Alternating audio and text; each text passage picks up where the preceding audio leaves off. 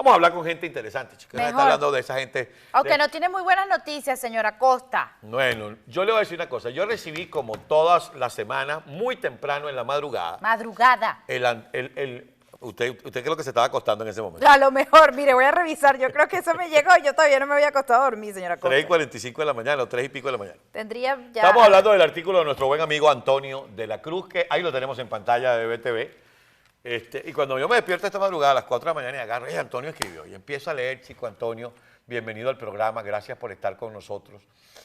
Y me quedo como decía la famosa columna de chisme de Farándula de Venezuela, me quedo patitieso, como dice CH pa' Candela, porque veo que Antonio dibuja a un Nicolás Maduro que se ha reinsertado de alguna manera en el escenario internacional.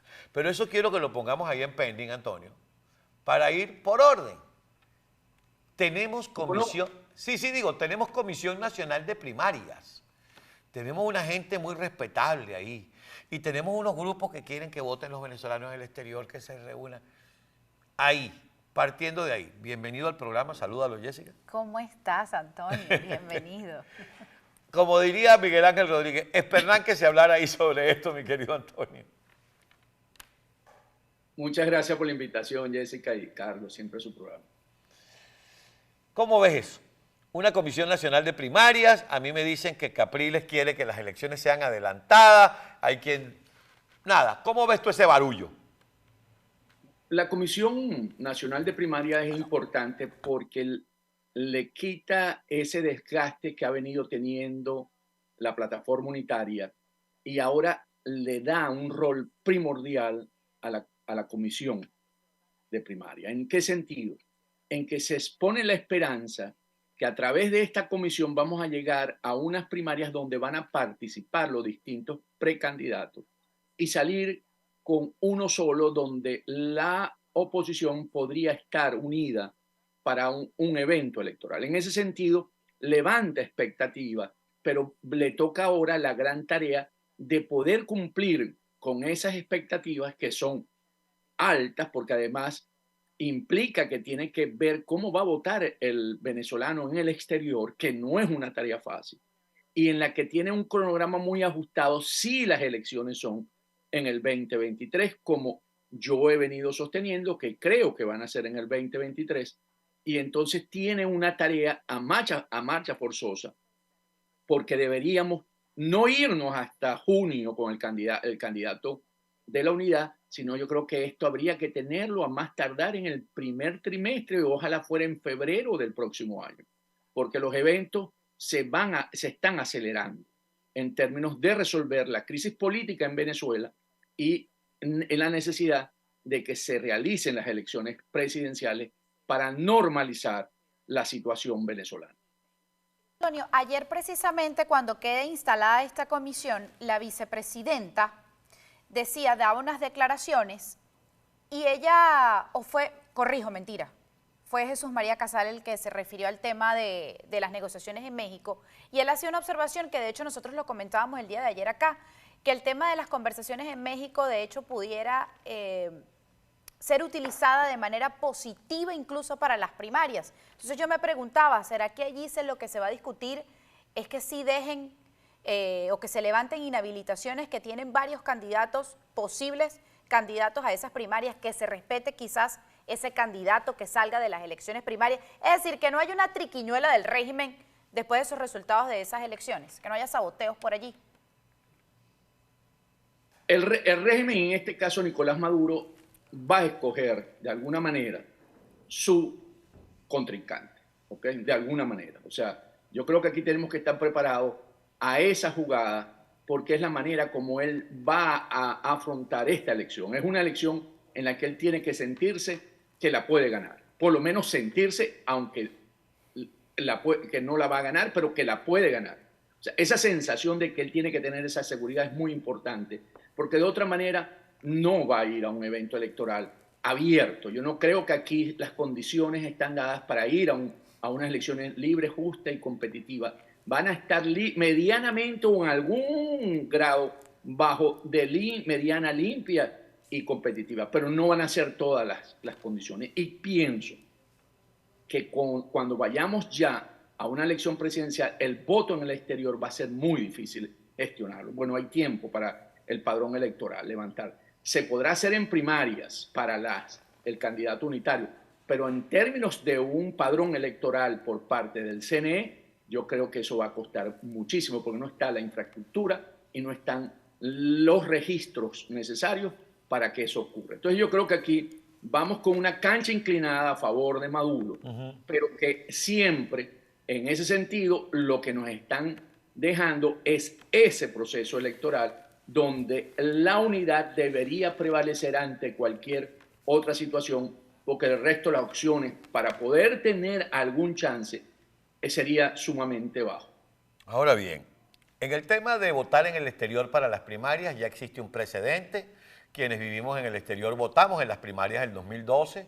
Algunos eligieron a Capriles, otros votaron por Pablo Pérez, otros votaron por María Corina Machado, otros por Diego Arria y otros por Pablo Medina. Es decir, para una primaria existe un precedente y lo he dicho y lo voy a repetir porque el que me datió sobre esto me lo reconfirmó ayer. Existen países y grupos económicos dispuestos a aportar el dinero, la plataforma y la logística para que los venezolanos en el exterior, por lo menos en las primarias, puedan votar. Eso está dicho. Ahora bien, Francia, esa reunión de Petro, donde Maduro lo único que le faltó es decir, bueno, y dígale al señor Biden que me mande su licencia de conducir que yo la quiero cargar, porque pidieron que le levantaran las sanciones, las 72 sanciones, que le dieran amnistía general y que incluso este procedimiento que abrió William Barr en tiempos de su Secretaría de Justicia, en tiempos de Donald Trump, donde él aparece con 15 millones, que eso también hay que tumbarlo. Entonces, pidiendo eso pareciera que no se quieren sentar, porque al sentarse, si esa es una condición, es como cuando le dijeron, mira, dame a Alexa. No, mira, Alexa, no te lo voy a dar, te doy al sobrino y te mando a los otros dos narcos, pero no te puedo dar Alexa. Entonces, por un lado vemos una cosa, pero por el otro lado vemos que lo de Francia es prácticamente, voy a utilizar un término, no sé si está acuñado, incumplible.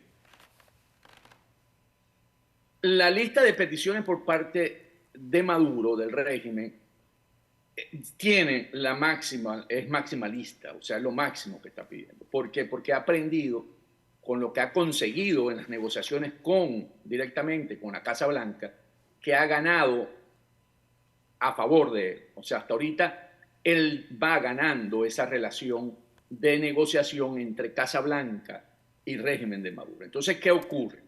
Que él sabe que sosteniendo una posición firme, él logra conseguir resultados hasta ahora. Entonces, ¿qué es lo que ocurre?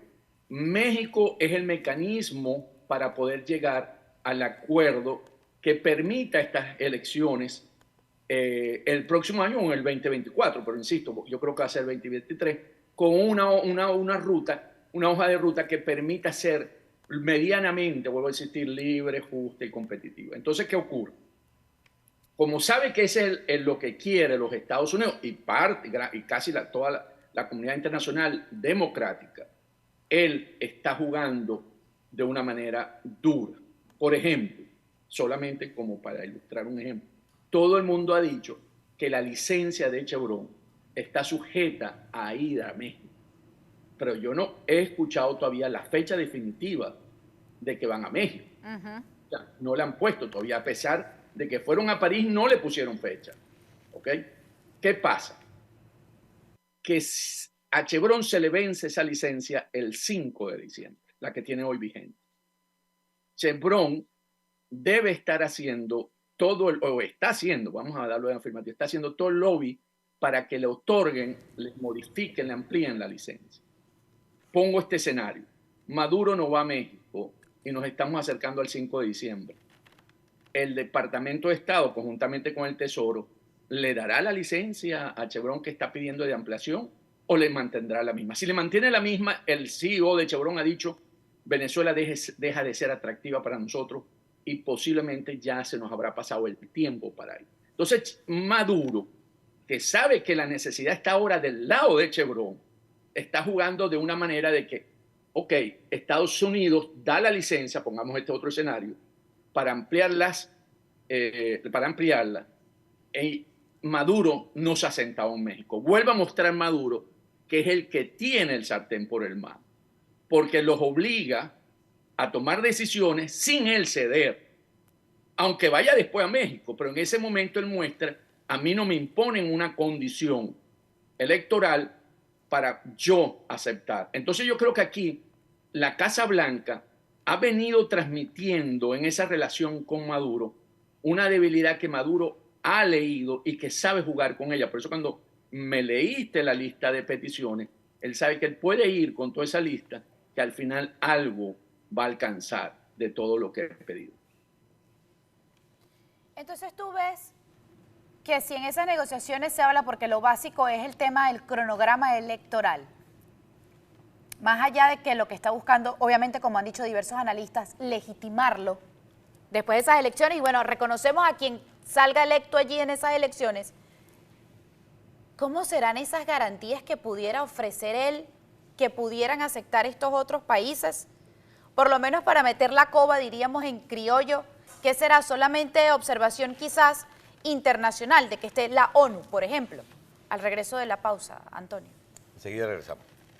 Seguimos hablando con Antonio de la Cruz y antes de irnos a la pausa, mi querida Catuar le había dejado una pregunta y una preocupación a Antonio. Más que una pregunta, una preocupación, ¿cuáles pudieran ser entonces esas garantías que pudiera ofrecer Maduro y que aquellos se la acepten? Y bueno, chicos, sí, hagamos el parapeto, vamos a las elecciones. Las garantías van a estar basadas básicamente con la observación internacional, es importante, la de la Unión Europea. Por supuesto, va a abrir los inhabilitados, seguro van a haber algunos habilitados para darle una flexibilidad a los candidatos. Aunque vaya, deberíamos ir con uno y ese no debería estar bajo ninguna condición, si está inhabilitado, ser habilitado y no ser una condición para que no pudiera participar después de unas elecciones primarias. Y va a tener un mecanismo... El problema es que después de eso no los vuelve a inhabilitar, porque ellos son así.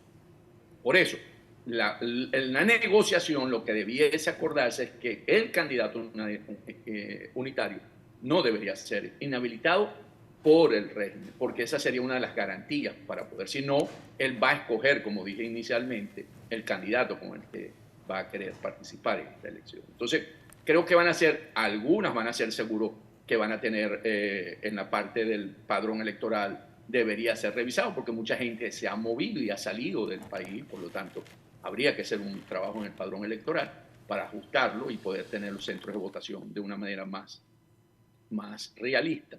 Y entonces yo creo que van a ser cosas que permiten tener una elección, pero que no son todas las garantías que exige un sistema que sea una elección libre, justa y competitiva.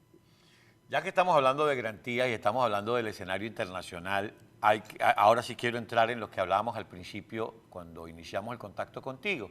Y es que en tu artículo de hoy, tú reflejas que prácticamente ves a Maduro nuevamente reinsertado en el concierto internacional, le da la mano a Macron, lo invitaron para la cumbre en Egipto, incluso hasta Petro llegó a decir que viene para Colombia, etcétera, etcétera. ¿De verdad tú lo ves tan así? Porque bueno, también vemos, esta mañana nos sorprendió, o ayer nos sorprendió la información que Uruguay ya está reconociendo también al embajador que envía Maduro para allá, para Montevideo.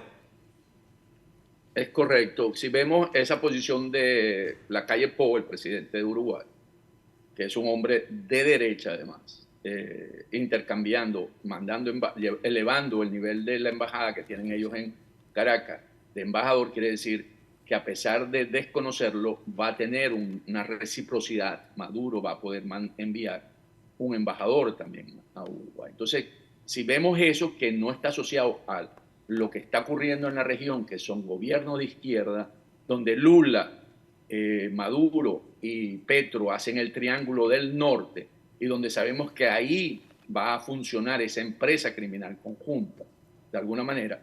Pero para que eso funcione, Maduro tiene que dejar de ser un pasivo, como lo puse en el artículo, para los restantes, porque es la única manera en que eso pueda fluir, en el sentido de que las sanciones económicas tienen que no seguir haciendo la presión de que no se puede hacer negocio con las empresas en Venezuela. Entonces, hay que insertarlo, lo están insertando, y en esa acción Petro ha venido jugando un rol importante en buscar cómo Maduro, ya la comunidad internacional empieza a reconocerlo como un gobernante que a pesar de ser una dictadura, pero que es necesario que se pueda trabajar con él. Y allí tomó el concepto de lo que ocurrió con el planteamiento del 4 de febrero entre China y Rusia, entre Vladimir Putin y Xi Jinping, donde básicamente ellos acordaron que no existe un único modelo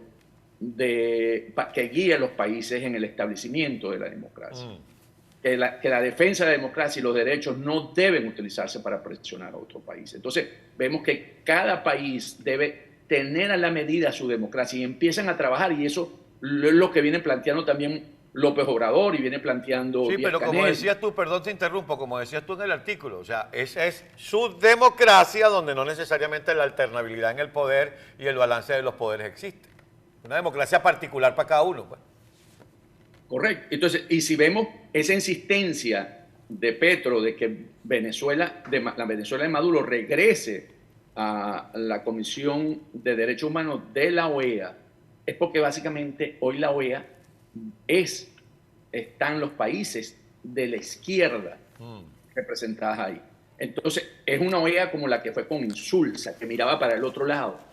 Entonces, yo creo que es lo que está diciendo, si Venezuela se integra nuevamente a la OEA, no va a tener ningún inconveniente y se le da otro baño de legitimidad porque va a estar dentro de la OEA y los casos no van a prosperar en ese sentido si hubiese, y eso también le ganaría una balanza con lo que tiene en la Corte Penal Internacional, que no quiero decir que se vaya a parar, pero va a generar un contrapeso, porque en la Comisión de Derechos Humanos Interamericana también van a ir los casos y podría ir poco a poco con esa lentitud con que ocurren también en estos procesos. Entonces Maduro podría estar diciendo de que estamos en el concierto de las naciones americanas y que nos permite seguir en ese proceso. A Maduro necesita para Petro y para Lula cuando asuma el 1 de enero que Venezuela ya deje de ser, como lo dije anteriormente, un pasivo. Petro pierde la elección pasada con Duque, no solamente porque Duque fue un excelente candidato, sino porque Petro se la asociaba con el régimen venezolano y por eso no logra la victoria en Colombia. Sí, entonces la doble moral en el mundo. Porque, o sea, por ejemplo, el caso de Uruguay. No, nosotros también tenemos embajador en Cuba. Yo no he dicho que reconozco a Maduro. En Venezuela hay una dictadura. Bueno, chicos, pero yo voy a hacer negocios con esa gente. Lo mismo que se le critica a Estados Unidos, lo que se le criticó al presidente de Francia y salió un comunicado del gobierno francés. No, ¿y cuándo hemos dicho que nosotros los reconocemos a ellos? Allá sigue habiendo una dictadura. Pero entonces es cuando me conviene y cuando no me conviene, sí. Es la doble moral. Es lo que se conoce como la realpolitik y los intereses de los países. Entonces ya se convierte en una relación donde veo cómo los intereses de mi país son los que están, y no los valores de la democracia y la libertad, que es hasta ahora lo que había guiado la Carta Democrática Interamericana, por ejemplo, los derechos humanos, que son las acciones que guiaban estos gobiernos para establecer las relaciones, hoy se están obviando. Hay una afirmación muy importante que se dejó, no se le dio no se resaltó en los titulares cuando participó en el 7º diálogo José María Aznar hace como 2 semanas, en que dijo textualmente, lo voy a leer: las cosas van a cambiar. Estados Unidos, que no tiene una política global para la región, va a tener una para Venezuela, y es la consolidación de Maduro. Te guste o no, va a hacer eso y lo está haciendo. Pero Maduro no ha dado nada. Pero es que no ha dado nada, no ha soltado, pero nada más soltó a 2 rehenes americanos porque fue para allá Karsten, Juan González y Jimmy Story, y Maduro no ha dado nada. Y porque le dieron a los sobrinos, además. Bueno, chicos, como me a los sobrinos, te voy a dar esto. Una gente sentenciada por la justicia de este país. Es que eso es lo grave de esta relación, claro, de que el régimen ha entendido que con la administración, con esta Casa Blanca, él sosteniendo posiciones como la que tiene y con un entorno que le favorece, ¿verdad?, él va a ir consiguiendo, y por eso se habla de que lo que quiere es la impunidad o la legitimidad de él, porque él sabe que a la larga lo pudiese lograr. O sea, él sigue empujando. Él tiene, por supuesto, al ESAP en su mente y lo está planteando, pero siempre tiene un no. Entonces, pero sigue avanzando y tiene esa lista de pedido para el Niño Jesús, que es lo que él quiere conseguir a cambio. Y aquí, en vez de seguir, porque como no se cree en la política de máxima presión, creen que eso no dio los resultados esperados. Entonces, concediéndole posiciones, más bien están creando una situación grave para la región, que cuando se vengan a dar cuenta va a ser sumamente tarde, porque Venezuela se ha convertido en el hub logístico para el narcotráfico. Exactamente. Entonces, para terroristas. Y eso lo sabe Estados Unidos, que entonces, le dan pasaporte a los propios terroristas. Entonces tú estás negociando con esa gente porque ahorita necesitas su petróleo y no estás pensando en las consecuencias de lo que puede venir después, de todo lo que estás haciendo. O sea, es un baño de realidad también para nosotros como venezolanos, que además ya, sobre todo el señor Acosta, lo insiste mucho. Ese problema lo tienen que resolver los venezolanos. El mundo se cansó de hacerle la tarea a los venezolanos. Ahora, lo que uno le puede criticar es, ciertamente, no me vas a hacer la tarea, pero oye, tampoco. Jessica, eso forma parte de que para poder cambiar la situación, lo primero que tenemos que hacer es reconocerlo. Y al reconocer esto, podemos empezar a asumir, a adueñarnos de ella y empezar a tomar decisiones que nos permita como venezolanos salir de esto. Ahora, te voy a decir una cosa, Antonio. Voy a parafrasear al comisario Iván Simonovic, que en estos días conversaba con Miguel Ángel y dijo una verdad del tamaño de la catedral. ¿Qué hacemos nosotros sentándonos en México?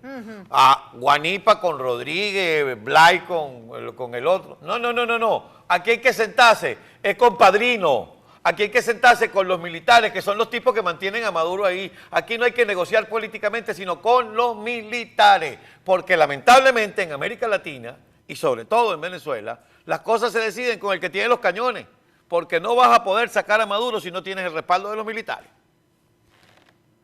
Totalmente, de acuerdo con la afirmación, ¿no? Entonces, ¿qué pasa? Estamos moviendo la realidad nuestra con todos estos elementos que estamos hablando, que se va a parecer cada vez más al Medio Oriente, donde las principales amenazas son el crimen organizado transnacional, las drogas, el movimiento terrorista internacional, ¿verdad? Y la migración masiva, porque se ha convertido en la forma de desestabilizar la democracia. Tienes toda la razón. Lo usaba mucho Fidel Castro también. Cada vez que quería medio preocupar a la gente aquí en el sur de la Florida, dejaba que saliera una cantidad de balseros, y fue el caso hasta del Mariel, pues. Lo utilizaban mucho y lo siguen utilizando para desestabilizar. Y en el caso de Venezuela somos casi 8 millones. Así es. Entonces, veamos este escenario. Una organización criminal con salida al Pacífico por el lado colombiano, al Atlántico por el lado venezolano y al Caribe. La fuerza que va a tener para mover todas esas actividades ilícitas es muy importante. Por eso que si Maduro tiene la etiqueta de precios sobre su cabeza, de sanciones de segundo orden, es muy difícil porque necesitan que eso no exista para poder seguir consolidando ese modelo. Y aquí está detrás, por supuesto, el Grupo de Puebla.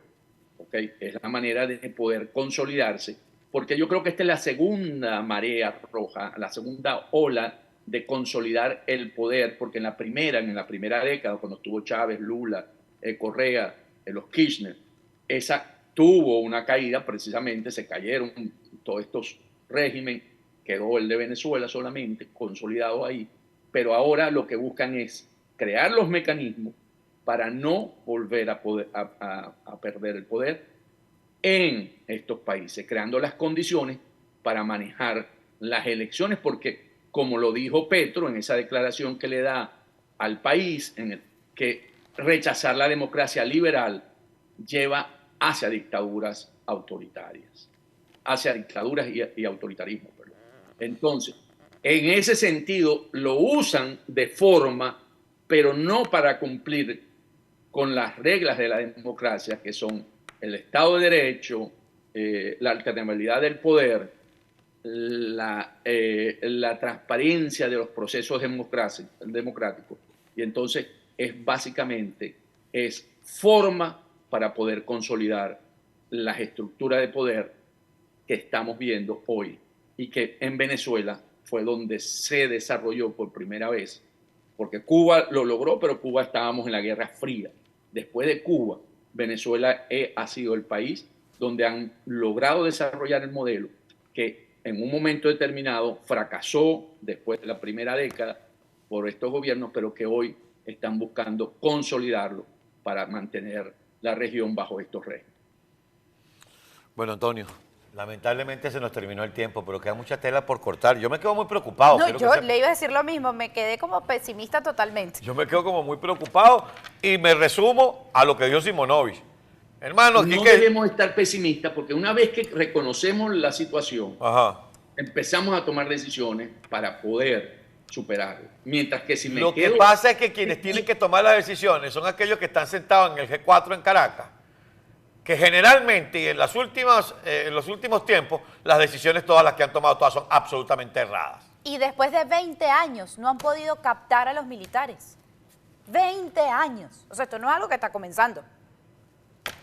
Pero, Jessica y Carla, pero estas conversaciones son las que permiten generar dinámicas que a lo mejor podamos generar decisiones que puedan cambiar el curso. Porque si a uno le dicen, o observan en varios, no solamente esta, han habido otras conversaciones con otros analistas que están apuntando a esto. Yo creo que sí, porque el entrar en negar esa realidad, ¿verdad? La negación no me lleva en ponerme bravo porque Maduro sigue y porque los Estados Unidos lo acepta, no me lleva a tener una situación porque soy en ese momento una víctima de lo que está planteando. Entonces no puedo entrar en ese ciclo de víctima, tengo que entrar en el ciclo de reconocer y ser responsable para eso. Lamentablemente se nos terminó el tiempo. Como siempre es un gusto conversar contigo y usted, ya yo no puedo conversar con usted la semana que viene porque usted se lo lleva a Miguel Ángel, se lo lleva a Carla, entonces tenemos Jessica y yo que ver cómo conversas con ellos. Un abrazo. Es que lo que pasa es que esa condición de ustedes es muy fuerte, nada más puede uno hablar uno con uno de ustedes. No, lo que pasa es que tratamos un poco de equilibrar los programas y la cosa. Pero bueno, lo importante es que la audiencia sí te ve y te ve con frecuencia. Muchísimas gracias. Esa es dictadura, ¿sabes? Eso es dictadura. Gracias, Antonio. Un gran abrazo, Antonio. Cuídate mucho. Chao, un abrazo a los dos. Un abrazo. Amigos, Antonio de la Cruz, ya ustedes lo escucharon. Bueno, yo quedo igual de preocupado.